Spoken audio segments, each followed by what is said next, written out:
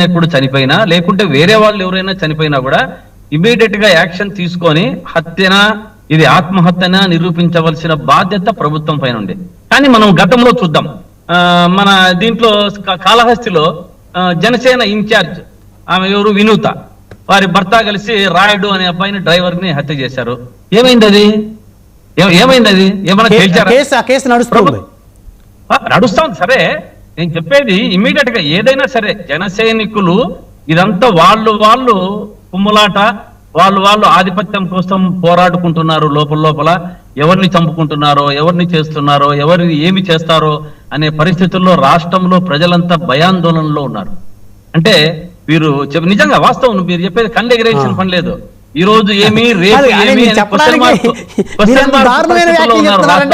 ఆశ్చర్యపోతున్నారు, ఎవరిని చంపుతున్నారు అసలు. కాదు, ఈ కూటమి ప్రభుత్వంలో శాంతి భద్రతలకు అఘాతం కల్పించి ప్రజలు బిక్కుమని ఉంటారు, దాంట్లో ఏ డౌట్ లేదు. కాదు, ఇప్పుడు మీరు అక్కడ ఇందాక మీరు ప్రస్తావిస్తున్న రాయుడు అనేటువంటి జన సైనికుడు చనిపోయినటువంటి దాన్ని కానీ, లేకపోతే ఇక్కడ న్యూజిలాండ్ లో ఇక్కడ అంబటి ఇంకొక దీపు అనేటువంటి ఇతనికి జరిగిన హత్య, అంటే ఇద్దరు హత్య అని అనుకోండి, ఈ అంశం మీద మీరు బాధపడుతున్నారా, జాలి పడుతున్నారా, లేకపోతే వీళ్ళు ఎవరిని చంపుతారో అని చెప్పేసి ప్రజలు భయభ్రాంతులు గురవుతున్నారని చెప్పేసి వీళ్ళ మీద మీ యొక్క ప్రతాపాన్ని చూపిస్తున్నారో కూడా ఈ డిబేట్ లో ఉన్న వాళ్ళు కూడా కన్ఫ్యూజన్ గా ఉంది. ఒక స్టాండ్ తీసుకోండి, ఏదో ఒకటి, నాలుగు ధోరణి కాకుండా ఒక స్టాండ్ తీసుకోండి. ఒకటే చెప్తున్నా, శాంతి భద్రతలకు విఘాతం కలుగుతాంది అనేది స్పష్టంగా చెప్తున్నా. ఎవరి వల్ల కలుగుతుంది? కూటమి ప్రభుత్వం వల్ల. కూటమి ప్రభుత్వం వల్ల శాంతి భద్రతలకు రాష్ట్రంలో విఘాతం కలుగుతా ఉంది. రాష్ట్రంలో ప్రజలు బిక్కుమని వాళ్ళల్లో ఇప్పుడు జనసైనికుడు చనిపోయి వైసీపీ మీద వేస్తారా, వైసీపీ వాళ్ళని చేసేసి వాళ్ళ రాజకీయం కోసం వాడుకుంటున్నారు అందరినీ.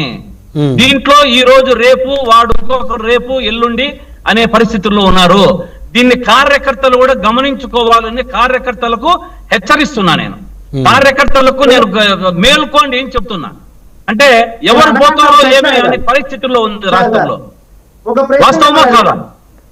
వాస్తవమా కాదా అని అడుగుతున్నా నేను. అంటే కొన్ని చోట్ల ఇన్సిడెంట్స్ అక్కడక్కడ జరిగాయి, దాన్ని మీరు అసలు ఎవరు పోతారో రాష్ట్రంలో అనేటువంటి పరిస్థితులు ఉన్నాయంటే, నేనైతే ఖచ్చితంగా నాకున్నటువంటి ఇన్ఫర్మేషన్ ప్రకారం అయితే అలాగ ఉంది అని చెప్పేసి నేనైతే అనుకోవటం లేదు.